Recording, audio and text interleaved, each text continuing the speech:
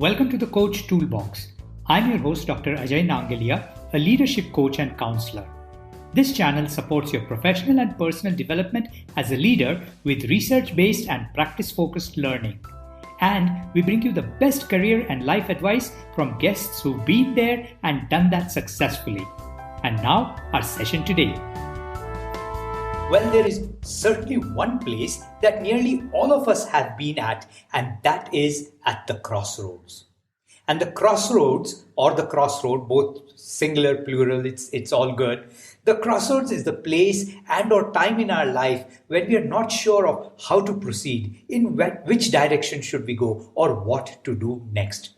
The pathways are conflicting, there's no certainty, and there's lots of confusion and not enough data.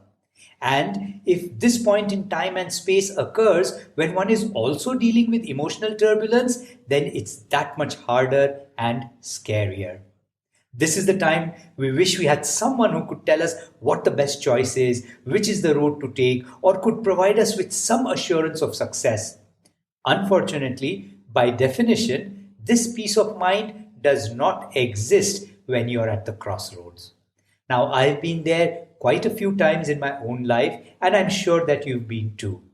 Perhaps you're at a crossroads right now with respect to a career move or a geographic relocation or a relationship question, or there has been some dramatic news in your life of some chronic illness or a condition or some sort of a change in situation.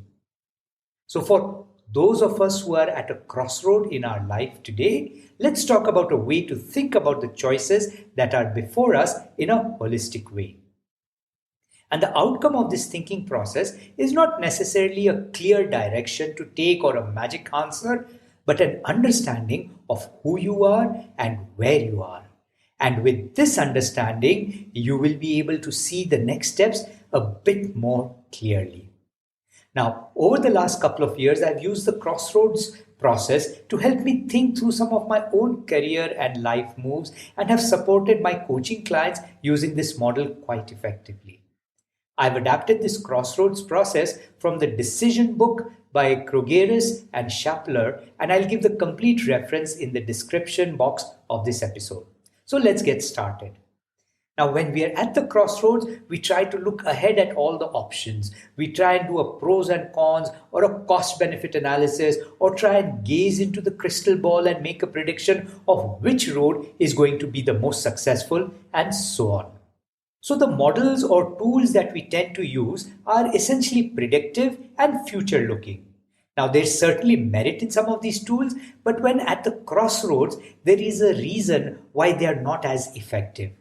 Remember, at the crossroads, all roads seem either equally attractive or all roads are equally risky, or most often than not, there is just a haze and fog through which one just can't see ahead. So trying to look into the future using predictive models has limited value because the future is, at least for now, unknown, and by reason of being at the crossroads, unknowable. So we need to change our thinking process.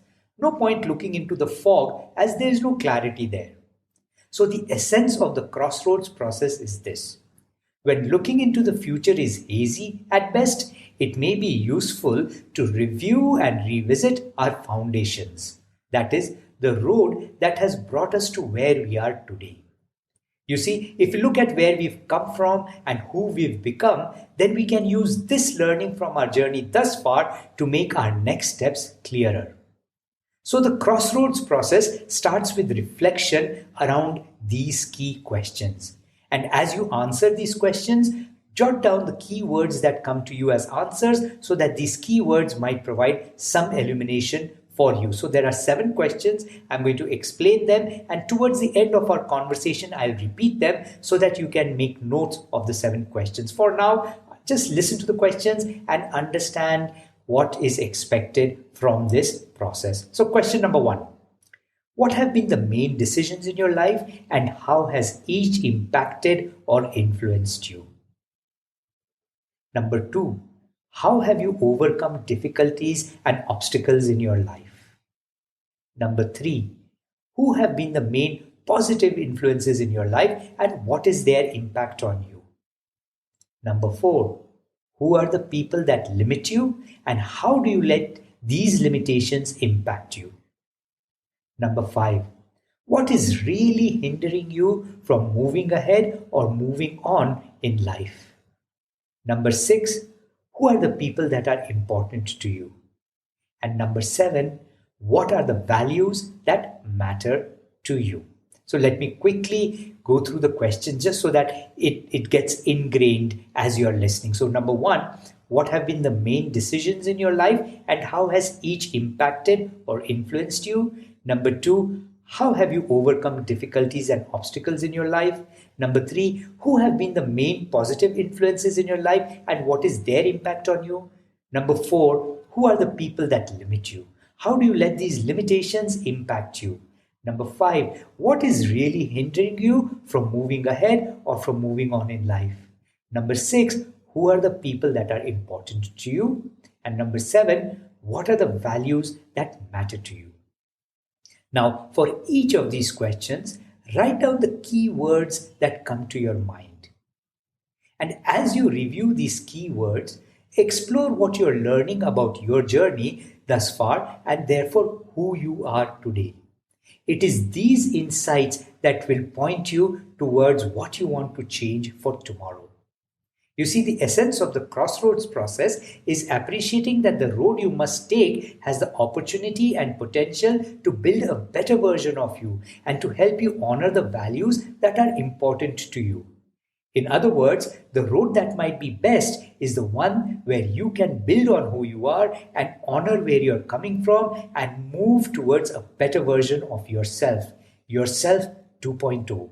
So there is a continuity on which you build and which you honor, yet there is growth in the things that you do differently, the shackles that you break and the boundaries that you cross. So if you're at the crossroads looking at the various roads in front of you, here is what the various roads might look like. There is one road which just extends the journey that you're on. There is a sense of continuity and stability and security because the drive ahead is similar to the one what you're on. This is the sensible road, the one that people around you advise you as the best one for you to be on because it minimizes the disruption and risk in your life and of course in their lives too. Then there is a road that is a new route, something that you've always wanted to try, a wild dream and unknown journey. On this road, there is uncertainty and risk, but also adventure and growth and adrenaline. If you're looking in this direction, ask yourself, how does your journey so far prepare you to start down this road? So the road that might be suitable for you to take next is strongly influenced by the journey you've had thus far and how your current road has shaped you and prepared you and resourced you. The important thing for you is to appreciate that there is no good road or bad road. Depending on where you are at now, and this is shaped by your journey thus far, one of the options may be better suited for you at this point in time. Perhaps at the next crossroads in your life, you will be at a different place and you can choose a different path. So let's bring our conversation to a close for today. The key point that I'm making is that when you're at the crossroads in life, looking ahead and trying to use decision-making models that try to predict the future may have limited success because by definition at the crossroads, all future roads look foggy. Therefore, it may make more sense to explore the road that you have traveled thus far and with the help of the 7 reflection questions, gain insights into what the next road looks like. And the 7 questions are: what have been the main decisions in your life and how has each impacted or influenced you? Number 2, how have you overcome difficulties and obstacles in your life? Number 3, who have been the main positive influences in your life and what is their impact on you? Number 4, who are the people that limit you? How do you let these limitations impact you? Number 5, what is really hindering you from moving ahead or from moving on in life? Number 6, who are the people that are important to you? Number 7, what are the values that matter to you? Now, there certainly will be elements of doubt and anxiety because of the uncertainty and risk, but knowing who you are, where you are now, and what you want for yourself 2.0 will give you the courage to take the first steps. Also, you may find that having a conversation with your coach will be very helpful too. And if you don't have one, feel free to reach out to me and I'd be happy to support you to take a step forward. Good luck. And that's it for today. Thank you for listening. Please connect with us on coachtoolbox@gmail.com. We'd love to hear from you. And don't forget to follow, subscribe, and review this channel. Details of our ICF-approved coach training programs and our services as executive coaches and coaching supervisors are on www.globalcoachtrust.org. See you in our next session.